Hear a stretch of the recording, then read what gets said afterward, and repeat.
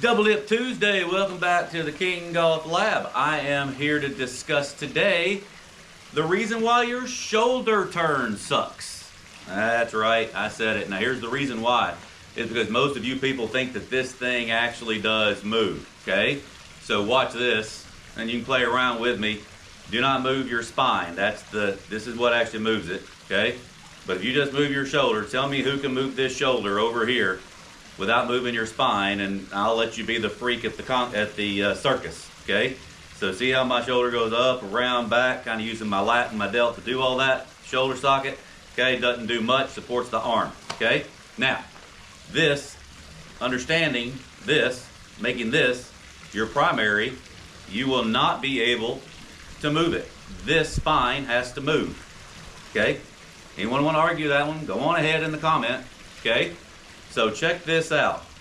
If you lack shoulder or spine movement, you will have a more than left broken arm than what's supposed to happen. Okay, if I try to take this back, can you see how now that's not my shoulder doing it, that's my arm. Okay, so you can move, that's my arm moving, okay? My arm is moving that, connected to the navicular bone, so there you go. So that's about as far as I'm gonna go, and my elbow is gonna be right here, okay? So if you've been told to keep your head perfectly still, part one, that you will not be able to get the golf club back but about right here, okay? You have to have the chest move, chest/spine, okay? So when my spine moves, this is what most people try to do. Now watch how much my slash shoulder turns this way. I'm gonna make my pelvis do it incorrect. I'm gonna make it turn and make my pelvis go back.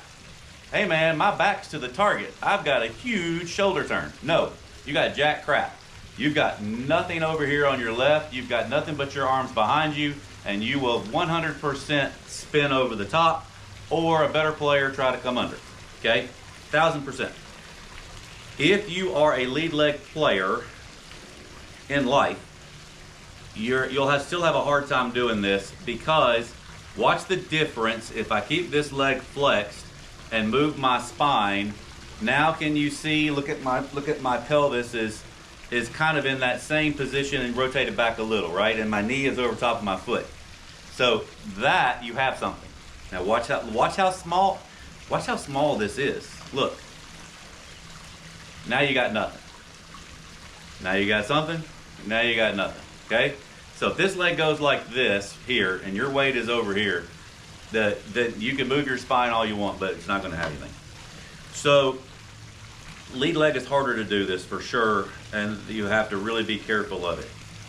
What usually will happen is trail leg people / toward middle, but watch my trail leg. Now that I'm going to move my spine, okay? Of course, my leg has to move, right? Because we know that we just can't move my spine either without lower body. So the lower body will move, the leg will keep its same flex, and now my chest is moved, or my spine has moved. Now my back's to the target, and now look at how much wider my arm is. Now see, I didn't do anything. That's as far as I can go back. See? Spine moves. Look, there. Now, if you want to and really feel like that you're comfortable with the walk-in motion and the compound pivot, I'm completely down with that, obviously, right? But what happens is when the foot pushes the pelvis over, now you've got to keep your spine at this angle, which keeps your head on center. Now watch, right, like so. And now look at my arm, and again, I have extension. Those are the only two ways to keep your left arm not straight. Your left arm doesn't stay straight. It's extended just like it is when you're standing there talking to me. You don't lock the elbow joint, you don't lock the shoulder joint, you don't lock the elbow and the wrist, okay? So you can see how I did that. So just relax everything. Feel that spine move to the side by allowing the lower body to move, and you'll see that my head's moved off the ball. I've got a little bit of flex in the knee and the quad. Okay, so I'll have a little bit of movement off the ball with my head, but you can see a big shoulder turn, and then I can kind of come back and go through. Compound pivot goes when you shift over, then you turn. Now, the problem with that cancerous move for some people is what happens if I shift over Party's all good right here. And then I turn late. Well, now I've got a big shoulder turn, but my arm is going to be obviously what? Significantly behind me, because that's what you've been ingrained to do. So you always want to go back to that. So that's why sometimes if people do this, I'm really prone to try to teach them either middle or an actual slight, what feels like to them will be a slight motion more over here to load that leg. See, I'm here. I can't, now do you see when I twist how I can't keep my arms out in front of my body? It's really physically impossible. At some point, enough twisting, your arms have to go behind you, okay? So I just thought this was really, really, really this is a short one because the other one I did was longer, but to me, I feel like this one will, you know, a lot of people should really get this, is that people are really trying to turn this shoulder, and that's not really what happens at all. So and this is the final piece, I did a Zoom, actually no, it was in person, golf lesson. And a gentleman, and do this test with me if you can. So put your arms out like this, okay, elbows about shoulder height or so, and just now rotate back. Now, if you only rotate back here, you lack external rotation of your shoulder, and you can't get all the way here, which means at the top of the golf swing, you'll never get here. So you're only here. So there's only one of two ways. Oh, by the way, and this other person had it, and I'll show you this too. He lacked external rotation this way. So if you lack external rotation both ways, you can't really extend, you can't swing in a circle. Okay, it doesn't matter whatever golf coach told you to do, you physically can't do it because you lack limitations. Either A, you fell out of a tree when you were a kid, didn't get your arm reset, that's a true story from one of my clients, or, you know, you just didn't have it worked on mobility yet. Now, with new mobility becomes new responsibility, becomes a new golf swing. One of my guys has been really working on mobility, or several of you, so I'm not going to call out each one of you, and I'm proud of all of you. He had a golf swing that had lacked external rotation here, and now it's here. And so before he could only, you know, he really couldn't get this there at all, and without collapsing, okay? So now he's getting here. Well, he's picked up 30 yards. 30 yards. Not buying the bull crap, Titleist, new driver, ping driver, whatever.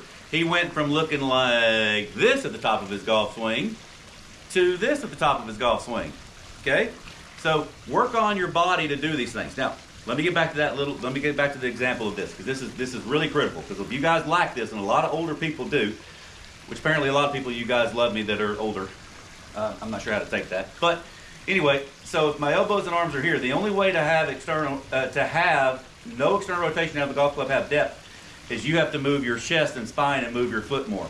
Now look at the depth that I have. See, I'm not moving this angle, okay guys? See, I'm not moving this angle, but now my hand is up over my shoulder, and now I have depth, okay? So watch again. You can only do this with, like I said, two methods, and they're both, the one's probably the best one is probably the little bucket of water drill, and I'll show you that in a second with the medicine ball or so, where when your arms and your chest go to the side, your head goes to the side, you can clearly see how that arm has now depth to it, and then you can come through.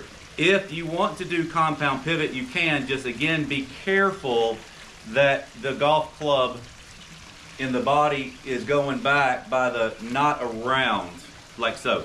So you have to be pretty careful with that. If you lack external rotation with the left, though, you only have one golf swing that you can possibly do, and that is the bucket. I'm gonna put the club down to show you this. So if you do a little Harvey Peanut bucket of water / medicine ball / whatever kind of feeling that you want to have where you're connected arms and body. So look, this is, I lack external rotation. I bring my arms out in front, and when I move my arms and body to the side, you can clearly see that same angle, okay? Well, on the follow through, you can't go externally rotate and spin your hand and get your golf club over here. This, look, shit, that hurts. If you can't do it without a golf club, you sure aren't gonna do it that way, right? So you have to release the golf club, not by hands, but by the arms and the chest and the body, like you're tossing a medicine ball. So why is that? And I'll show you this angle. Check it out. See, I'm here. Now my arms and my chest move through. This didn't go from here to here with arm. This went with my chest. See? So if you lack external rotation, the chest moves here, right by the legs, then here, and there's your follow through.